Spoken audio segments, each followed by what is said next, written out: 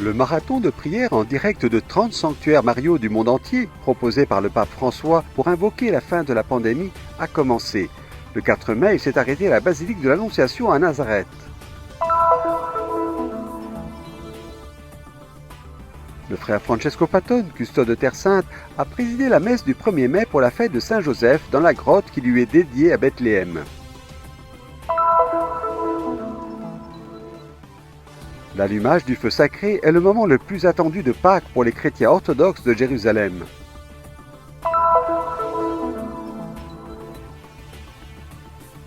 Les frères de la custodie de Terre Sainte ont présenté leurs vœux aux églises orthodoxes de Jérusalem quelques jours après la célébration de la Pâque selon le calendrier oriental.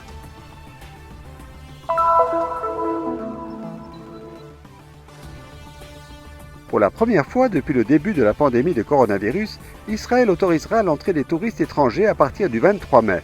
Pour l'instant, elle sera réservée aux groupes de touristes organisés et vaccinés.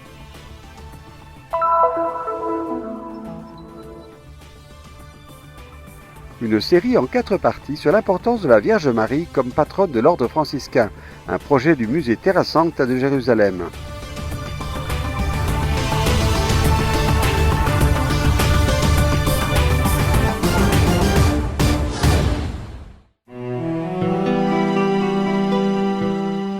L'initiative, voulue par le pape François et promue par le Conseil pontifical pour la promotion de la nouvelle évangélisation, rassemble 30 sanctuaires du monde entier, un marathon de prière comme le pape lui-même l'a défini, pour invoquer la fin de la pandémie. Le 4 mai, c'était le tour de la basilique de Nazareth. La récitation du chapelet a eu lieu devant la grotte de l'Annonciation, lieu de la rencontre entre l'archange Gabriel et la Vierge Marie, vénérée depuis le 1er siècle de l'ère chrétienne. Ici, l'ange du Seigneur a apporté l'annonce à Marie et elle a conçu par la puissance de l'Esprit Saint.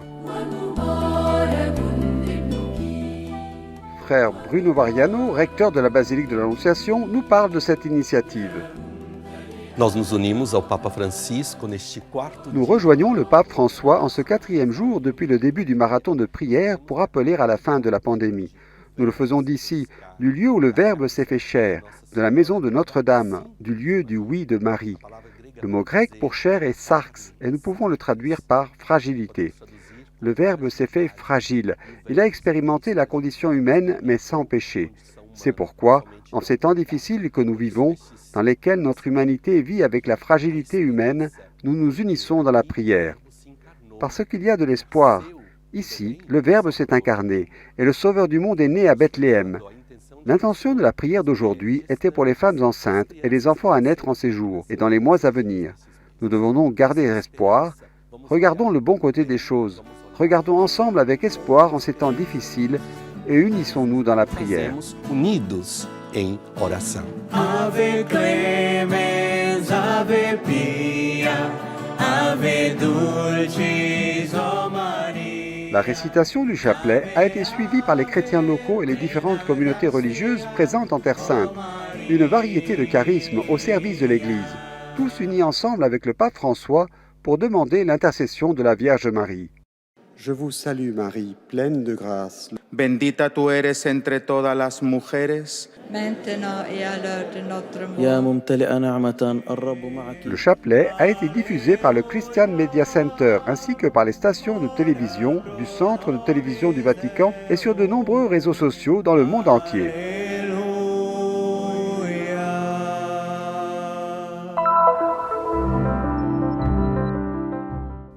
La basilique de la Nativité à Bethléem a été construite en premier à la demande de Sainte Hélène, mère de l'empereur Constantin dans les années 326-330. La première église a été détruite et remplacée par un nouveau bâtiment à la demande de Justinien. La basilique, largement restructurée par l'empereur Justinien au VIe siècle, n'a pas subi d'autres modifications structurelles et a donc survécu jusqu'à nos jours. Après les dernières analyses techniques et un long travail de restauration, il est aujourd'hui possible de contempler la beauté de celle qui a été construite pour protéger et donner de la dignité à son principal trésor, la grotte de la Nativité, c'est-à-dire le lieu de la naissance de Jésus. La grotte de la Nativité et la crèche où l'enfant a été déposé ont toujours été un lieu de vénération. En descendant les escaliers de la basilique de Sainte-Catherine, on trouve un ensemble de grottes, toutes très proches les unes des autres, comme la grotte des Saints Innocents et la grotte de Saint-Jérôme. À un niveau plus élevé, il y a un autel consacré à Saint Joseph, car selon une antique tradition, ici serait apparu en songe l'ange qui lui a ordonné de fuir en Égypte pour sauver l'enfant Jésus. La grotte de Saint-Joseph est vénérée depuis des siècles. La messe présidée par frère Francesco Patton, custode de Terre Sainte, le 1er mai, avec les frères de la custodie et les prêtres des différentes communautés locales, est célébrée dans la grotte dite du Songe. Nous sommes dans l'année dédiée à Saint Joseph, a souligné le custode dans son homélie. Et en ce 1er mai, ici à Bethléem, nous voulons nous tourner vers lui pour qu'il nous enseigne la spiritualité du travail, comme il l'a enseigné au Fils de Dieu incarné. Nous voulons aussi, à cette occasion, nous souvenir de tous les travailleurs dont Saint Joseph est le modèle, le patron et l'intercesseur. Le pape François nous l'a rappelé, a-t-il ajouté, dans l'encyclique Tous frères, en appelant nommément ces catégories de personnes qui ont risqué et continuent de risquer quotidiennement leur vie pour le bien de leurs frères et sœurs. Médecins, infirmiers et infirmières, pharmaciens, employés de supermarchés, agents d'entretien, assistants, transporteurs, hommes et femmes qui travaillent pour assurer les services essentiels et de sécurité, bénévoles, prêtres, personnes consacrées. Chez Joseph, le rêve et le concret sont deux choses qui vont de pair. Et même ici, nous ne devons pas oublier que pas un seul mot prononcé par Joseph n'est rapporté dans les évangiles, alors que l'évangéliste Matthieu souligne toujours que Joseph a fait ce que l'ange avait dit. Le caractère concret de Joseph est également lié au fait qu'il est un artisan, un ouvrier, un homme habitué à s'occuper de la dimension pratique et concrète de la vie. Cela nous est très utile, car la vie a une dimension très concrète, et le fait d'être concret est une vertu et non un défaut.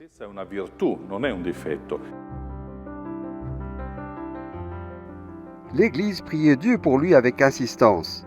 C'est le titre de l'initiative voulue par le pape François et promue par le Conseil pontifical pour la promotion de la nouvelle évangélisation. La prière du rosaire tout au long du mois de mai pour invoquer la fin de la pandémie. 30 sanctuaires sont concernés. La basilique de l'Annonciation à Nazareth diffusera le chapelet le 4 mai. Nous aussi, bien sûr, nous nous joindrons à l'appel du pape François à la prière quotidienne. Et le pape François a demandé que nous prions le chapelet quotidiennement pour que la pandémie cesse. Le chapelet sera prié à cette intention dans la basilique de Nazareth, lieu de l'Annonciation, et il sera également diffusé depuis la basilique. Je crois que cette dimension de la prière à laquelle nous avons aussi l'intention de participer est importante. Je pense qu'il est important que chacun d'entre nous y participe de manière personnelle, c'est-à-dire en priant personnellement et chaque jour pour la fin de la pandémie. Le pape nous encourage à consacrer ce mois marial, où nous avons également la fête de Saint Joseph, son époux, à offrir nos prières pour aider à repousser cette pandémie. Il est important que dans notre paroisse et dans toutes les paroisses, durant ce mois marial, comme les apôtres, nous n'interrompions pas nos prières à la Vierge. Chaque jour, en ce mois de mai, la paroisse se réunit pour prier le chapelet, puis la messe selon les intentions du Saint-Père.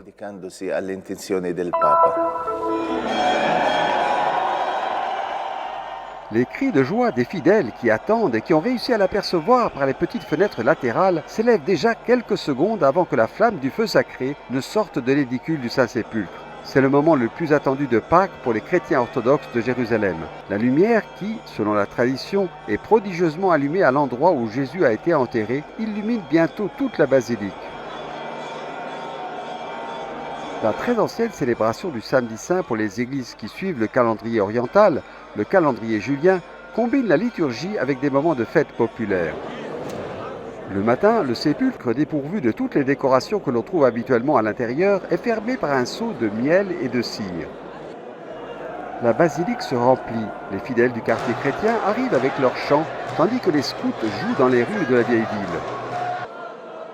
Le patriarche grec-orthodoxe Théophile III fait 3 tours autour du sanctuaire du sépulcre, où il sortira avec le feu sacré. Après lui défilent aussi, vêtus des habits les plus précieux, les chefs des églises orthodoxes arméniennes, syriaques et coptes.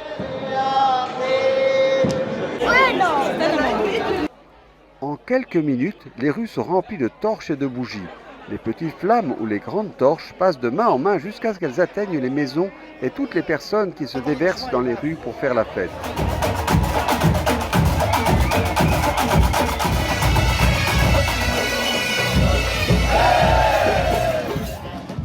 Mais la lumière arrivera dans quelques heures beaucoup plus loin. À la porte de Jaffa, une file de voitures en attente rapportera à l'aéroport de Tel Aviv les lanternes qui, grâce à des vols charters spéciaux, atteindront les capitales des pays orthodoxes, de la Grèce à la Russie, de la Pologne à l'Ukraine.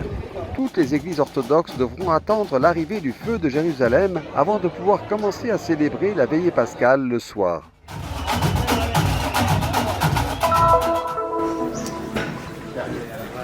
C'est une pratique établie de longue date qui, après l'année de pandémie, revient à la vie. Quelques jours après la Pâque orthodoxe, les frères de la custodie de Terre Sainte ont porté leurs vœux aux églises orthodoxes grecques, éthiopiennes, syriaques et coptes de Jérusalem, après avoir reçu les leurs à l'occasion de la Pâque catholique un mois plus tôt. La salutation de frère Francesco Patton, custode de Terre Sainte au patriarche grec orthodoxe Théophile III, a été particulièrement bien suivie. Nous espérons et nous prions, a dit le custode, que le feu de la réconciliation, de la paix, de la résurrection et de la nouveauté de vie que Pâques nous donne touche profondément le cœur de tous les hommes et de toutes les femmes du monde entier. Je saisis cette occasion, a-t-il poursuivi, pour dire que nous espérons que nos communautés pourront exprimer, notamment au sein de la basilique du Saint-Sépulcre, un signe d'unité. L'importante coopération entre nous, a répondu le patriarche Théophile III, est un signe encourageant pour tous ceux qui recherchent l'espoir et le ressourcement spirituel à Jérusalem en ce temps de Pâques.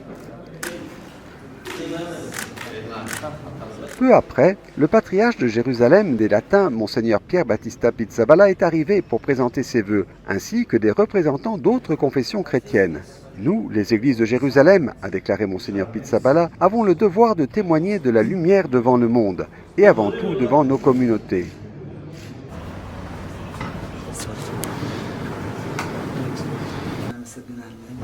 Les franciscains se sont ensuite rendus chez les archevêques Abba Mbakob du patriarcat éthiopien, Gabriel Daho du patriarcat syriaque et Anba Antonios du patriarcat copte, qui ont renouvelé leur respect, leur estime et leur amitié envers la custodie de Terre Sainte. À tous, frère Francesco Patton a rappelé les paroles prononcées par le pape François à l'occasion de Pâques 2021. Voici l'annonce de Pâques. Le Christ est vivant, le Christ accompagne ma vie, le Christ est à côté de moi. En ces jours de Pâques, il serait bon que nous puissions répéter « Le Seigneur est vivant ».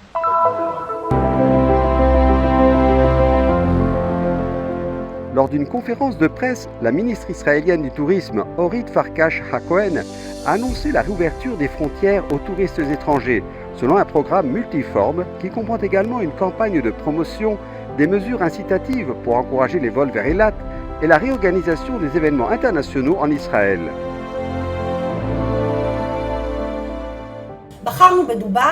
Nous avons choisi Dubaï, Londres et New York pour lancer notre campagne publicitaire. La photo que vous voyez maintenant est une affiche de 175 mètres de long qui a été installée à Dubaï. Le message est très simple. Nous sommes vaccinés et vous êtes vaccinés. Planifiez votre voyage. Bienvenue en Israël.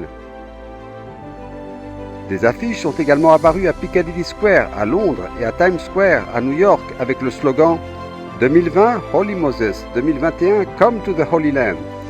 La ministre Hakohen a ajouté. Il y a 2 semaines, les États-Unis ont dépassé le seuil de 50% de vaccination. Les vaccinations se poursuivent à un rythme élevé avec des millions de vaccinations par jour, comme en Grande-Bretagne.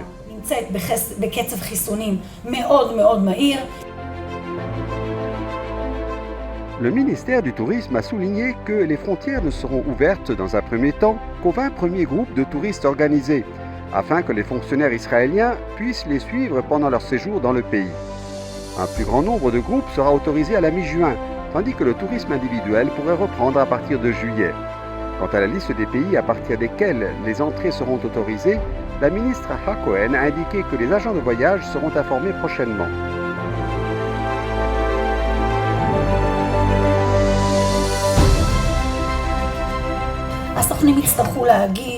Les agents de voyage devront présenter un document confirmant la sécurité du groupe, à savoir que tout le monde a été vacciné, ainsi que le fait qu'ils doivent subir des tests moléculaires et sériologiques à leur entrée en Israël. La ministre a ajouté qu'Israël n'ouvrira ses frontières qu'aux touristes munis de vaccins approuvés par la FDA américaine, Food and Drug Administration, ou l'Union européenne. Cette ouverture permettra à un certain nombre de secteurs touchés par la pandémie, notamment le tourisme, de revenir à une situation quasi normale. La fin des restrictions a amélioré la situation, mais tout le monde sait que sans le tourisme, un tiers des hôtels sont encore fermés et des villes comme Nazareth, Haïfa, Jérusalem, Tel Aviv et Netanya ne pourront pas se relever. Parmi les événements internationaux que le ministère du Tourisme entend organiser figure la course cycliste Ibrahim Convention Cycling Cup, qui se déroulera à la fois aux Émirats Arabes Unis et en Israël. Il s'agit d'une course cycliste du plus haut niveau, comme le Tour de France et le Tour d'Italie, où les paysages extraordinaires de notre pays seront admirés par des dizaines de millions de personnes. Pensez aux cyclistes gravissant le mont Carmel ou se rassemblant autour de la vieille ville de Jérusalem. Alors que le ministère israélien du Tourisme confirme sa volonté de procéder à ces réouvertures, le ministère de la Santé recommande de reporter le programme au mois de juin, notamment en raison de la propagation de la variante indienne.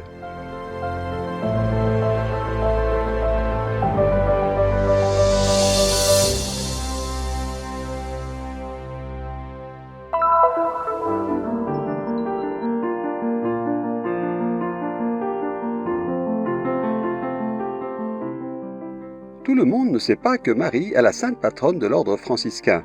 Mais pourquoi cette importance de la Vierge pour l'ordre ?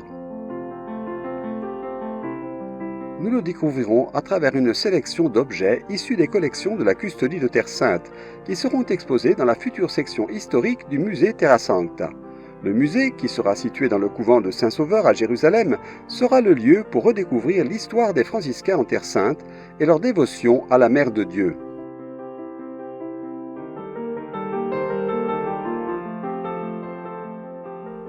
Le père Stefan Milovic, directeur du bureau du patrimoine culturel de la Custodie, et le père Alessandro Coniglio, professeur au Studium Biblicum Franciscanum de Jérusalem, nous accompagneront dans cette étude approfondie. Ci troviamo nella chiesa di San Salvatore a Gerusalemme, di fronte a uno degli altari laterali della chiesa. Nous sommes dans l'église Saint-Sauveur, au cœur de la vieille ville de Jérusalem, devant l'un des autels latéraux. Nous débutons notre parcours de découverte de la dévotion mariale franciscaine avec ce tableau. Il s'agit d'une huile sur toile représentant François d'Assise agenouillé devant l'apparition de Jésus et de Marie en majesté. L'épisode représenté eut lieu après le miracle des roses, évoqué dans le tableau par les fleurs rouges et blanches déposées sur les marches. C'est lors de cette apparition que Jésus accorda au saint d'Assise l'indulgence de la portioncule. Ce tableau est une copie d'une toile de Bartolomé Estrella Morello, l'un des maîtres de la peinture baroque espagnole, une toile peinte vers 1667 et conservée au musée du Prado à Madrid. La copie que nous avons ici, dans l'église de Jérusalem, a été réalisée dans les années 40-50 par une religieuse franciscaine missionnaire de Marie. Del Novecento da una suora francescana missionaria di Maria. La peinture nous montre une description classique de la manière dont saint François aurait obtenu l'indulgence de la portioncule. François est agenouillé devant l'autel de l'église de Sainte-Marie des Anges, dans la plaine d'Assise. Cette église qu'il a lui-même restaurée est chère au saint, car, comme le raconte un des premiers biographes, le père disait savoir par révélation divine que la Sainte Vierge, parmi toutes les églises construites en son honneur, aimait celle-là avec une tendresse particulière. Le même biographe nous dit en effet que François entourait la mère de Jésus d'un amour indicible, parce qu'elle avait fait notre frère le Seigneur de la majesté. Mais ce qui nous remplit le plus de joie, c'est qu'il a fait d'elle l'avocate de l'ordre et a placé sous ses ailes les enfants qu'il allait quitter, afin qu'ils trouvent chaleur et protection jusqu'à la fin. Et l'épisode représenté dans le tableau montre précisément cette protection de Marie accordée à saint François lui-même dans un moment de tentation. En effet, les roses que l'on peut voir à ses pieds rappellent comment le séraphique père s'est jeté nu sur un rosier derrière l'église de la portioncule, parce qu'il avait été saisi par une tentation de la chair. Son amour pour Dieu était si grand qu'il ne voulait l'offenser en aucune manière et n'aurait pas craint les blessures infligées par les épines des roses, afin de rester fidèle à sa vocation de consécration totale au Seigneur.